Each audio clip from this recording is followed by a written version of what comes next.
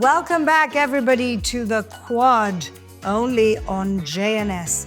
And this week, we have so much going on, but more dramatically, the last week of the Biden administration, and there's an entire state of California on fire.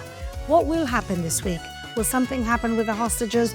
Will the West Coast burn down? So much to talk about, and I'm so happy that we can unpack it here with my incredible co-host, Emily Schrader, human rights activist and journalist, Shoshana Keats-Jaskal, who is the founder of Chokhmat Nashim, elevating women's voices in the Orthodox world and fighting discrimination, and our guest co-host from California, my God, Barbara Heller, actor, podcaster, and many, many more things. Barbara, let's start with you. What's going on? How are you feeling being here in Jerusalem? We're supposed to be in a war, and yet you're watching your state, your home state, burn in flames. You have family there. Yeah, it's awful. It's so ironic, and I feel like an Israeli trapped in America when there's a pagua and there's no flights to get home, barring El Al, of course. Thank God for El Al. It's like this weird survivor's guilt that I'm feeling right now. I really miss my sister, and I'm going to start crying. Oh, yeah. And my brother-in-law and the kids. When 2020 happened, I flew from New York to LA to be with them, and we went into, shock mode, and I feel like I need to be there. But they're like, no, you're in the safest place in the world for a Jew. Oh, As more and more, people can call me a conspiracy theorist, I feel like something's very unnatural about this. My friend, Dr. Sheila Nazarian, hi Sheila, praying for you and everyone else that I know in LA and beyond. There's something very eerie about what's going on. What do you mean? Okay, so No conspiracy theories. No conspiracy theories, but I do watch Joe Rogan, and there's a bunch of other people that I listen to who I respect. There was a very unusual amount of wind. And for sure, I believe somewhat in global warming and the fact that we're using I always say, why don't we just take one Shabbos off and the whole world would be free? But really, I always think, what would we do if we could all take one Shabbat off? And Greta Thunberg would have to deal with that carbon footprint, right? Think about it. But beyond that, even with the winds, there have been several cases of my friends going outside and taping people who are actually starting actual fires. Starting fires. It doesn't make sense that it would continue and take over so much on such a consistent level. It feels like there's someone saying, keep going, keep going, keep going, let it burn, let it burn. And these nutcases, they're not just homeless people. There are people who look like they got out of bed and had an intention. And this is why I always go back to, we've got to start picking our values because we are literally losing our moral compass. And I feel very grateful to have Jewish values. And talk about, I hate to use a pun, gaslighting, but we also have, Emily, a bunch of people who are saying that somehow this is connected to Gaza, those idiots in code. Social media. Oh, yeah. The toilet bowl of humanity.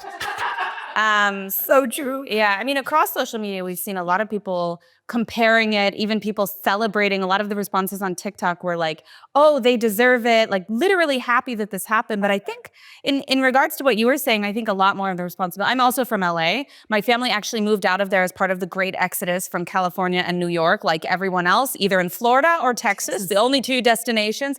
So luckily, my family is okay, but my previous neighborhood is on fire. Which one? Which neighborhood? In West LA. Right. So it's ridiculous what's happening. And I think a lot of this, the responsibility falls on the elected officials in California, like the mayor, Karen Bass, completely incompetent, just like Gavin Newsom. And, they have neglected things that people recommended for decades, not just on this issue. This is only one issue. And this is the result. The same thing can be said of even prior to this, the homeless population that exploded. This is a result of their crappy policies. They are letting people absolutely destroy themselves. Civilization is collapsing in Los Angeles for many years, and they've done nothing to help these people. It's disgusting. Forget civilization for a moment. I was in local government for 8 years. Just very basic things like water in the hydrant, like reservoirs filled with water. How incompetent do you have to be to cut $100 million from the budget of the firefighter when you suffer from fire? That is something. And the other thing I don't get, in the United States of America, there's a lot of natural disasters. There's hurricanes, there's tornadoes, there's fires, and there's a whole there's a whole government, federal FEMA department only It's a diversion. that's their only job. They have one job. And yet, over and over and over again, they're never prepared and they never know how to respond. Shoshana. So there's so many things that come into that. Like, so there's the state level, there's the government level, there's preparedness, there's different agencies that are responsible for different parts of the preparedness. And there are, you know, like you said, water management, and then there's the local government, and then there's the state government, and then there's federal. So it's like, there's a lot of not missing pieces, but there's a lot of pieces that really would need to work together. And as someone who's lived in Israel for the past 17 years, and we've seen this, by the way, in Israel, like fires across, I try to remember the year, I don't remember exactly what year it was, but there were devastating, deadly fires in this country. And it took that for Israel to realize we have to be prepared for this level. And they added airplanes and they added helicopters and they added reservoirs, and the JNF got involved, and they have, you know, we have reservoirs now all over the country. You have to have a level of preparedness, be ready for the worst, like you said, and you have to acknowledge that other bodies also have what to contribute, even if you may not have the same politics, even if you may not have the same, you just have to work together. Like, it's not about you, it's not about your ego. So watching what's happening in the States is absolutely devastating, because you're talking about thousands and tens of thousands of people, if I'm not mistaken, are already, I think 90,000, 100,000? 150,000. Okay, this word to keep fighting, so I don't, right, yeah, who are evacuated. And my sister was one of those people. And it's 0% contained. And 30 dead. Which is that we know devastating. There are probably elderly that were sitting in their homes that couldn't get out. And this is the beginning, meaning once they do, God willing, stop it, then there's all the reconstruction, there's the working together, and there's the day after, right? We're talking about the day after. Human beings can't predict everything. But however, the Santa Ana winds, I mean, I'm from New York, I'm as far as California as can be, but even I know what the Santa Ana winds are, and even I know that there's, you know, it's a drought in California. So you have to be prepared for the worst case scenario, and that's where I see Israel consistently lacking and only learns after an emergency. And I feel like that's something that we, as, you know, leaders and influencers and politicians and whatever, have to be saying everywhere all the time. Like, you have to plan, hope for the best, but always plan for the worst, and that's what's missing. But that used to always be defense strategy doctrine in this country. Plan for every single eventuality. I sat with somebody, one of the MKs who sits in the Foreign Relations Committee here, in the National Security Committee here, and he said that the doctrine always was, think of the worst possible scenario, like bring everybody around the table. What's the worst that could happen? Yeah. And obviously that got completely ignored. But let's go back to Biden's last week in office. You know, there could be a hostage deal on the table. We hear every minute this is changing. By the time this airs, maybe, please God, something's actually happened. Get them home now. And he's got a week left. There were rumors that, just like Obama the last time. Do you remember when he gave Israel a little slap in the head with the UN? There were rumors that he was planning to do something, but his own people within the White House have stopped him. We have a collapsing ceasefire in Lebanon. What's going to happen this last week, Emily? You're asking me, I don't know. Put me on the spot here. Is it to Lebanon that I know? I really don't know. We could come up with something last minute. We most likely will not, if we look at past behaviors and how Hamas pulls out last minute multiple times. But I'm hopeful, but cautiously. I'm really not sure what will happen. And also we have to remember, and I know no one likes to say this and no one likes to be this person, and it's really difficult within Israeli society right now, but at what cost? You know, yes, I think Israel has an obligation to do all they can to bring them home. But we can't pretend that releasing 3,000 terrorists is not going to have consequences. And that's something that doesn't necessarily mean the decision will be different at the end of the day, but it's something we have to acknowledge. And if you look at what happened in the past with the release of Gilad Shalit, who did we release in that prisoner exchange? Sinwar. Who did we release? Yahya Sinwar, who planned October 7th. How many people are dead today because of that prisoner exchange? At least 1,200 from October 7th, plus the Barkin terror attack. That was also a different terrorist released. So there's a very, very high price for this. And I think that it's not on Israel to change global policy on this, but it is on countries like the United States to respond to hostage diplomacy a little bit differently and shift it's almost become normalized, this negotiation with terrorism. And it's normalized, but maybe we also need to change our policy. Why is there no death penalty for terrorists? Agrees. Okay, like why are we giving them brain surgery in jail? Yeah. What the hell? Talk about last week. No, the Attorney General, you get those credit for it. There was so let's do it. Why? And we give them degrees. They get educated in prisons, in Israeli prisons. Mossad actually talks a lot about that, how the prisons are just like the ground for the organization of the terrorist groups and their attack and their offense. Skills. Their network. It's their network. Seriously. So it's their network. I wanted to talk about before, because I heard Yishai Fleischer, who I love. Hi, Yishai. He was on Jake Newfield. I don't know if you saw this recently. And he was talking about how he doesn't want there to be full democracy in Israel, because everyone's always like, well, Israel's a democracy of the Middle East. Sorry. No, hold on. It's a secret that Yishai Fleischer doesn't want full democracy in Israel. And but Florida had him on the state. We love Yishai, but he wants a Davidic dynasty. We don't know. It didn't work out well. That might be taking it all the way to the far, far right. But I liked what he said in terms of you can't just expect Israel to be this like holier than thou democracy where, case in point, someone like Sinwar gets great surgery and nobody ever gives us credit for that on the world stage. It's not. America's a democracy, and the prisoners can't even vote. Okay, America is a democracy. Even when they get out, exactly, if you're a felon, and they don't get fancy college degrees. That's us being holier than thou. Yeah. That's the problem. It's not democracy.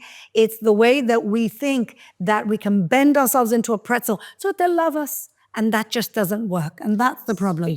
I don't think anything in terms of democracy or defining Israel as a democratic state is contrary to being harsh with prisoners or dealing with terrorism the way that's necessary. And I think people confuse the two a lot because Israel has been, in some ways, very weak on dealing with terrorism and terrorists, I should say, from the prisons to other factors, prisoner release, et cetera.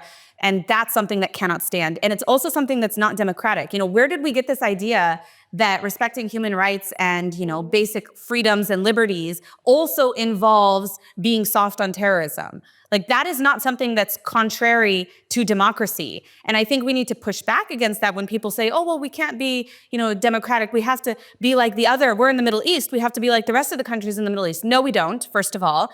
And being like the other countries in the Middle East really only means that we bring ourselves down to that level of not respecting human life and not respecting basic civil liberties. We can do both. And it's important that we fight for that. Not only we can do both, we are the bridge between both. Yes. That's what we are. 100%. We are that bridge. And I feel like democracy is whoever is the majority wins. And the problem with that is we have people voting, at least in America, one of the countries that I feel at home in, to a large degree, where people are voting for animal rights over human rights. This would not have happened in the reservoirs in LA if people hadn't tried to convince Gavin Newsom that the fish were more important than human life. Yeah, this is California politics. Gavin Newsom is the moral. Who cares if the farmers go bankrupt and we have no food as long as a specific plant survives? That's a literal.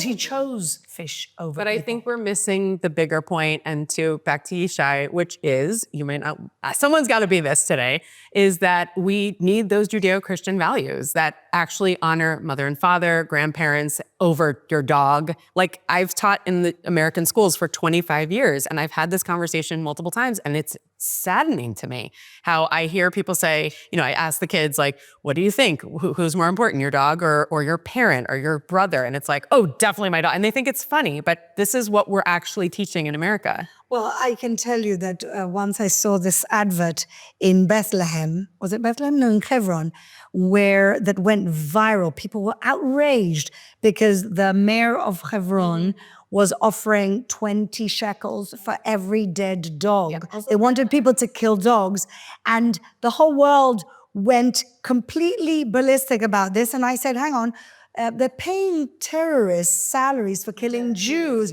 but somehow everybody's outraged by the dead dogs. And so, yes, you're quite right. But last few days of Biden. We're talking about it. It's all there. Bringing it back. Last few days of Biden. He has a fire on his hands. Is there going to be a hostage deal? Trump is literally already running the show. Middle East envoy, Steve Witkoff, was in Qatar back and forth. I keep seeing this in the news and I'm thinking like, wait a second. Yes. Why is he there? I mean, it's good he's there so that he's, up to date, but it's kind of strange that that's the dominating headline. But okay, good luck. Well, exactly. So for all intents and purposes, Trump has already started running the show. He's threatened Hamas multiple times. What that will mean, Super curious what that means. we don't know. Well, actually, J.D. Vance stated yesterday that what that means specifically when he referenced that was that he's going to allow Israel to take out the last few Hamas battalions in full. Now, how they're going to do that? Because of America, though? Yes. Really? Yes, for sure it's been delayed. I mean, we didn't go into Rafah for a long time because of America. And the other America's tied Israel's hands from the beginning on this war. And the other thing that I think they're not going to care too much about is the humanitarian aid, which is being stolen by Hamas. So people are actually not getting it, but it has been the Americans who've been threatening, and that over our head all the time by humanitarian aid. I think we should always fulfill our obligations under humanitarian law, but not beyond that, and not whilst we have 100 hostages in dungeons, getting no human right at all, getting no visits, getting no medicine, getting no food. God bless Israel, and let's hope that in a week we have here an administration that mainly decides decisively that the Islamic Republic of Iran, which is the cause of all of this, this is the end, the beginning of the end for them. That's really what we want. All right, so as every week, we gather a whole lot of scumbags and we come here to talk to you about them. And you suggest many scumbags and we've been really enjoying your messages on that. So ladies, scumbag of the week, Barb, let's start with you. I'm going to do a triad here. We're going to do, instead of the quad, we'll do 3 people. Gavin Newsom, the governor of California right now, unless hopefully he just left. Karen Bass, who is the mayor of LA. And Joe Biden, as they like to say on SNL. The 3 of you have been in utter disappointment. I think what you're doing is actually criminal.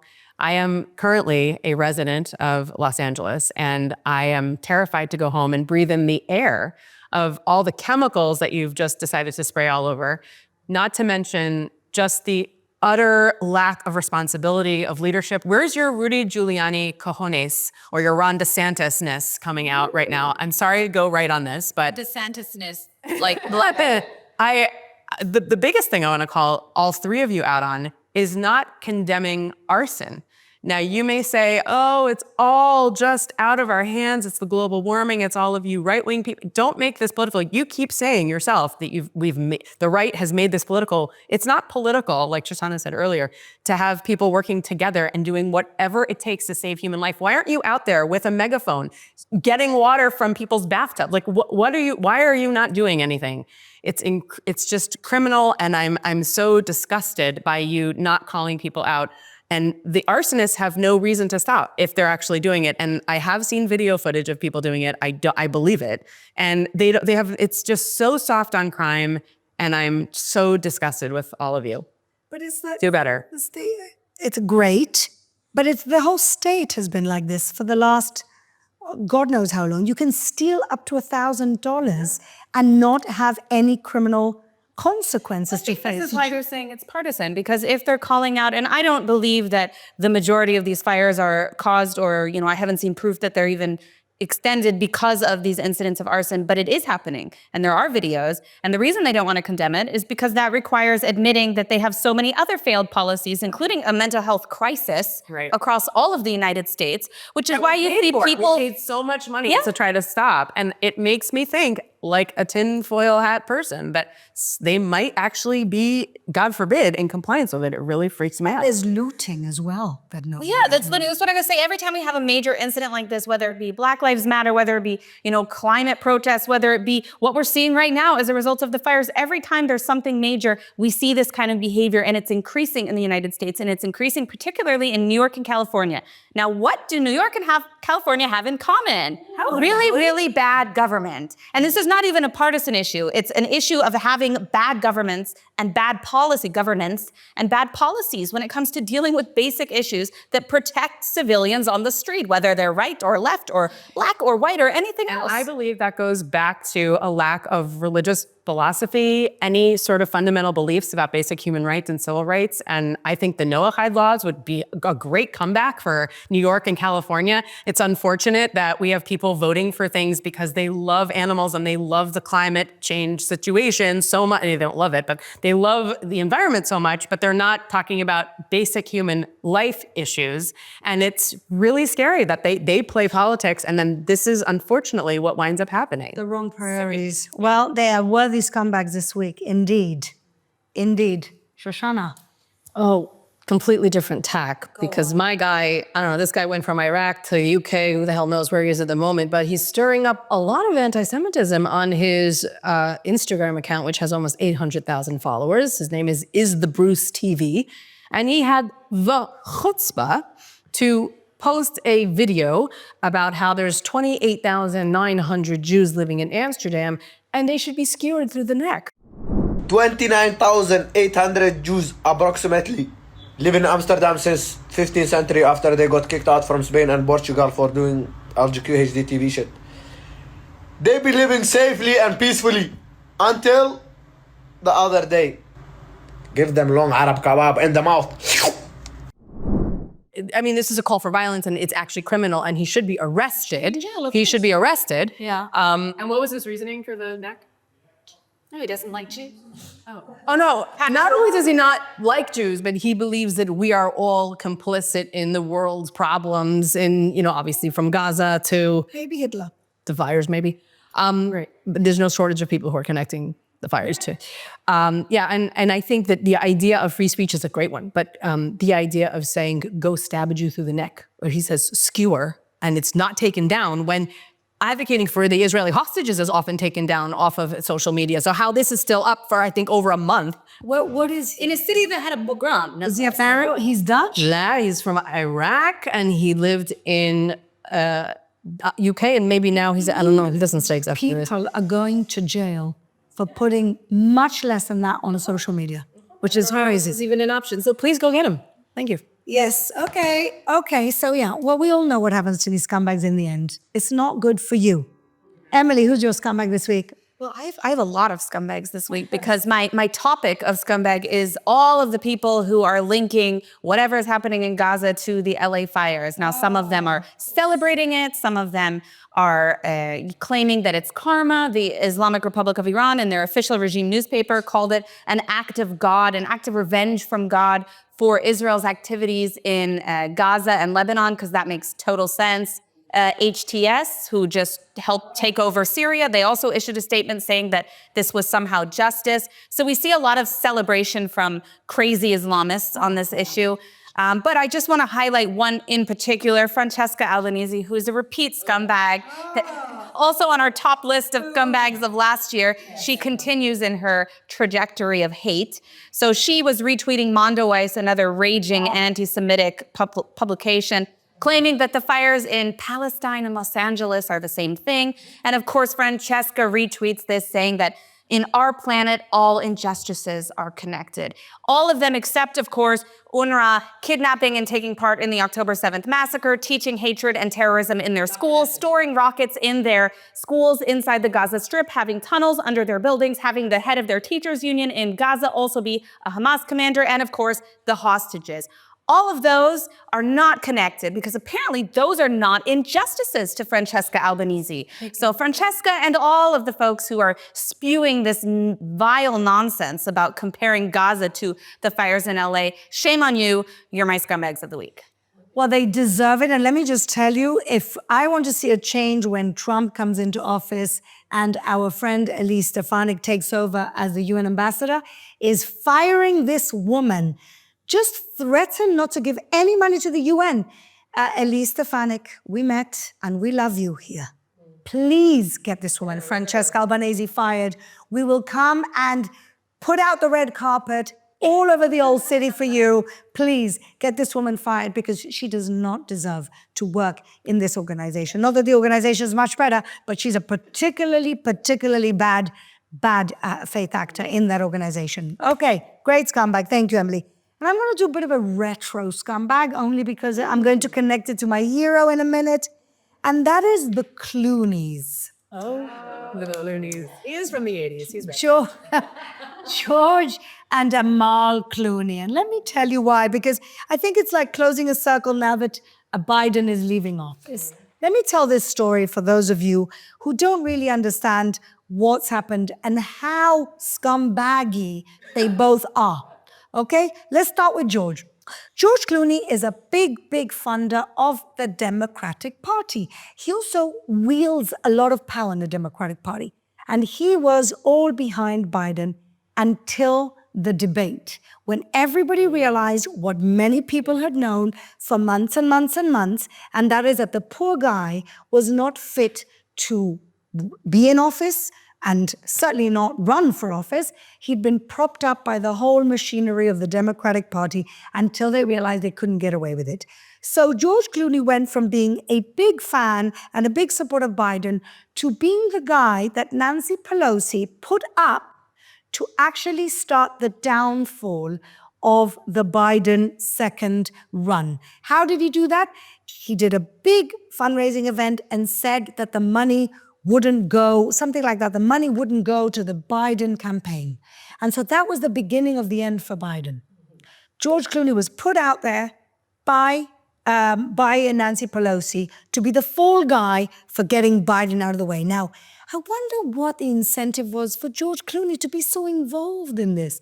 Well, the incentive was that his wife, Amal, too skinny Clooney, was one of the judges at the ICC that decided that it was a great idea, even though they broke with protocol and they broke with procedure, and they did it in a schemy way to put out arrest warrants for Bibi Netanyahu and Yoav Gallant, the previous defense minister. Really, no arrest warrants for Assad, who killed 500,000 of his own people, Putin, who invaded a whole other country.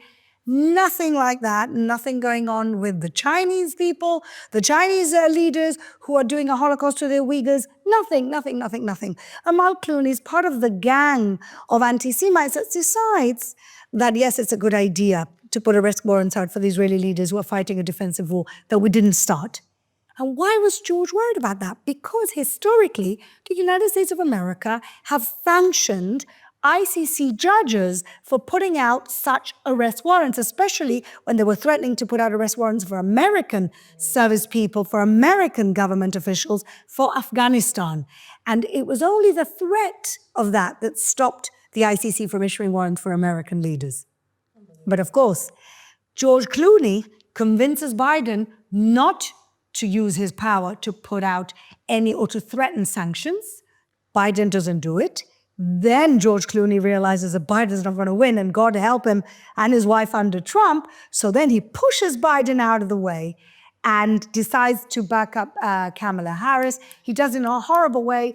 And the great ending to this story is not just that, of course, Trump is now in office, and so this whole thing to avoid the sanctions on his wife and to freeze her bank accounts, and by doing that, your bank accounts, George Clooney, is that this week, the Congress, the House of Representatives, decided to actually sanction ICC top leadership and judges. So all of that scumbaggery got you nowhere. You're still my scumbags, George and Amal Clooney. Karma's real. Oh my God, it really is. But look at this story. I had no idea. Just a shame. Amal Clooney, I actually really respect it because of her work on Armenian genocide. And I think that there's such an important role for people like that. Yeah. But when you pervert international law in order to pursue an anti-Semitic agenda, I mean, come on. Yep. It's ridiculous. It's ridiculous. And now she can't shop in Bergdorf Goodman's with her credit card from America. Oh, I'm loving it. Scumbag of the week, ladies and gentlemen. Okay, now let's end our wonderful evening, no, morning, midday. What are we? Whenever No idea. There's no windows in this place. It's like Las Vegas. It's like Las Vegas. No windows. No windows. A wonderful day, a wonderful session today with Heroes of the Week. And we'll start with you, Shoshana. Who's your hero? My heroine is a woman from the larger pro-Israel community who unfortunately passed away. Olga Washington, South African native, attorney, connector, author, and pro-Israel advocate. She was a very eloquent speaker in her own right, and certainly for Israel and for the Jewish people. And it is devastating that she left us at the very young age of 44, leaving a family. Her husband is also a wonderful pro-Israel advocate, and the entire community mourns her death. And we should honor her work and what she did, and her family with the work, continuing the work that she did and honoring her position in it. And she is a very worthy heroine. I know that everyone here had, to some degree, knew Olga, and I open the floor if anybody wants to say something. Her father was he's a member of parliament in South Africa, one of the few voices that we have who are really advocating for actual justice in South Africa or in Israel or beyond. The whole family have been really steadfast Christian allies for the cause, and it's a huge loss. I mean, Olga is really just one of the most impressive speakers, most eloquent speakers I've ever heard. She did a lot of work combating the apartheid myth, obviously as a Black South African woman herself. She really, and an attorney who focuses on these issues, she really has unparalleled levels of knowledge on this issue, and she did a lot of work to speak out against these blood libels that people spread about Israel. So it was a very sudden passing. She had a health issue that just popped up kind of out of nowhere, and everyone was very, very shocked, I think, from the community. Huge loss. Everybody was really, really devastated, which shows how much she was loved.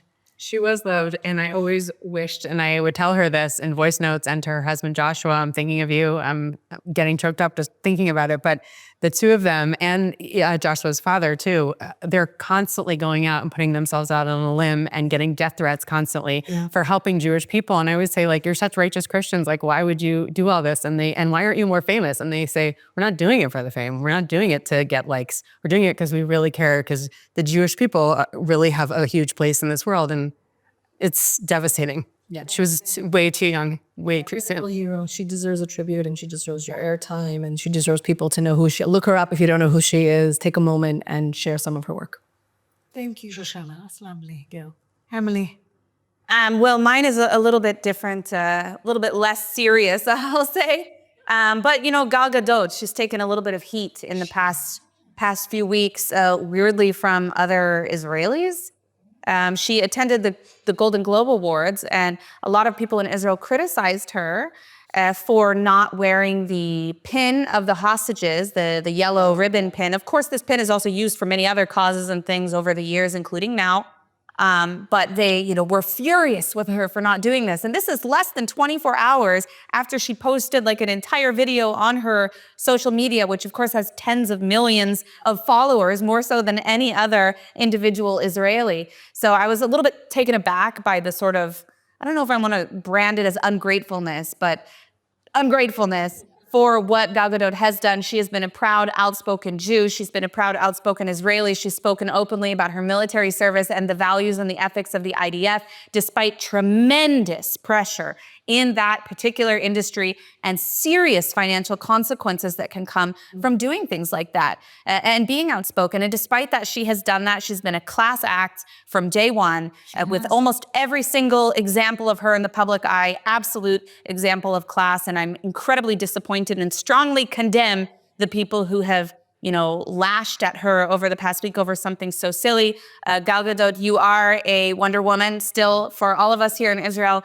we support you and keep doing what you're doing. Absolutely. In Israel, it feels like everybody's just looking to see, especially the Israeli press, how to catch you out. This woman did a showing of Sheryl Sandberg's movie about sexual crimes in Hollywood. She's put herself out there, like Emily said, and it's not easy. Many people, we've been congratulating people who haven't gone on the other side, and she's been steadfastly. Yeah, she also guys, wore a huge, if I'm not mistaken, Yellowstone, or was a diamond, but a Yellowstone ring for the hostages. And as an activist for a very long time, sometimes the blatant activism backfires a little bit. And sometimes when you do it in a different way and you get people asking questions like, oh, what's that yellow? Oh, that's for the hostages. Oh, all of a sudden there's like a whole nother way of talking about exactly. And so and also it's just gross to go after. So why are you going to go after? And the woman had a brain surgery a few months ago, right after having a baby. Good God. We don't have enough enemies, guys. Right. And for what you're wearing, like, do better. We have enough October 6th that we talk about a lot. Like, stop hurting each other over petty things. Like, let's talk about the big things. Okay, if you're going against Israel, that's something different. But if it's something you're wearing, Be kind. This woman's got the largest following of any Israeli, I think, today. And she's using it for the good. Part of the reason we saw this, as you know, we discussed privately that there are a lot of people who are jealous of her success, including in Israel, including in the media, and they latched onto this in order to get their name out there with Gal Gadot. She's had 4 kids and look at I'm her. jealous too, but I love it. Kids, 4 kids, and look at you. All right. No, but we do love Gal Gadot, and we're not going to be put off by those people who are trying to bring you down. We're with you, sister. Okay. my hero? Yes. I love talking about heroes. I like that word. Kemi Badenoch. I hope I'm saying this correctly. She's an MP, I believe, from the UK. She's the leader of the Conservative Party. Leader of the Conservative Party and an MP. I want to thank you so much from the bottom of my neshama, my soul, for calling out Keir Starmer and the Labour government in the UK for not demanding a national inquiry for the poor girls who were systematically raped for the last several years, and the local governments and the cops who covered it up. It's disgusting. People, just labeling this inquiry as Islamophobia.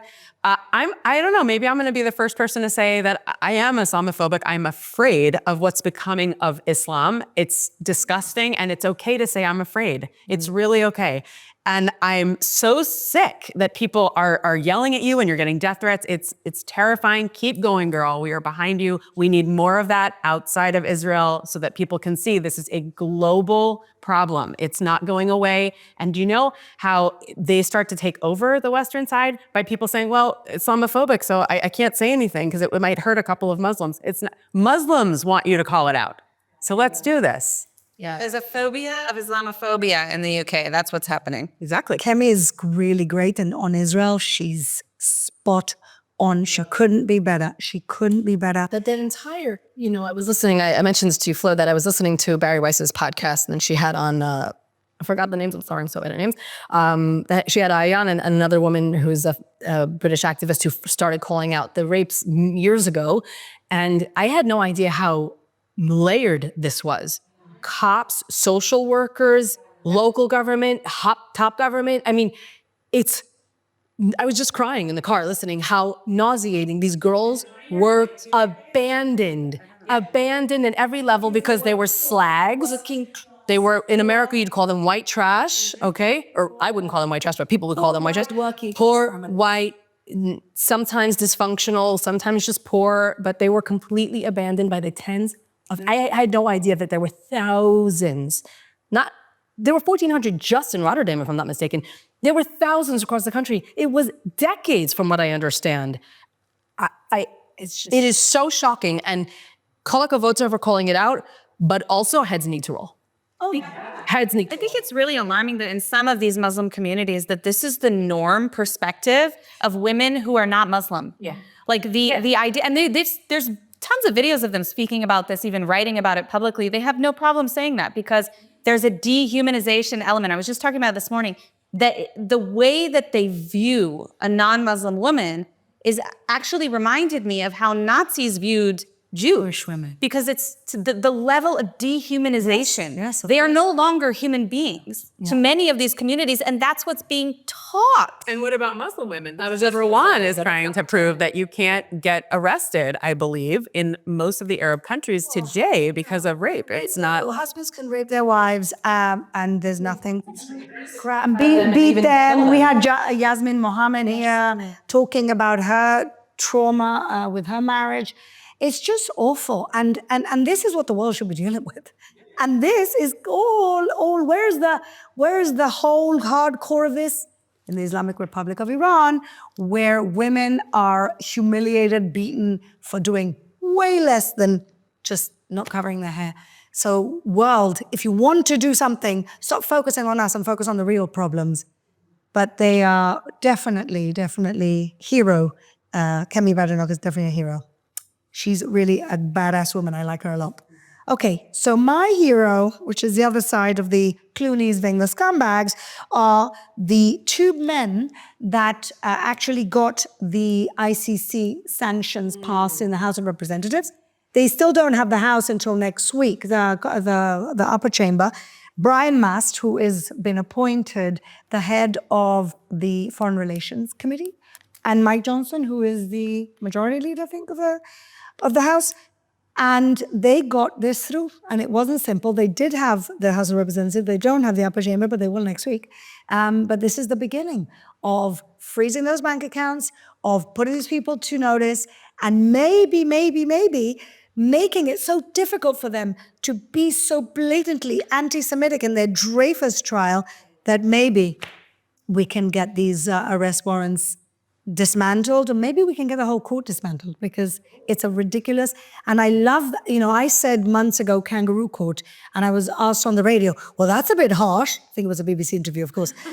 Well, I'm very happy that Mike Johnson also called it a kangaroo court. So thank you so much for standing up for truth, calling it for what it is, and actually doing something about it, and making these people scared of messing with America and America's allies. So they're my heroes, Brian Mast and Mike Johnson. Very well.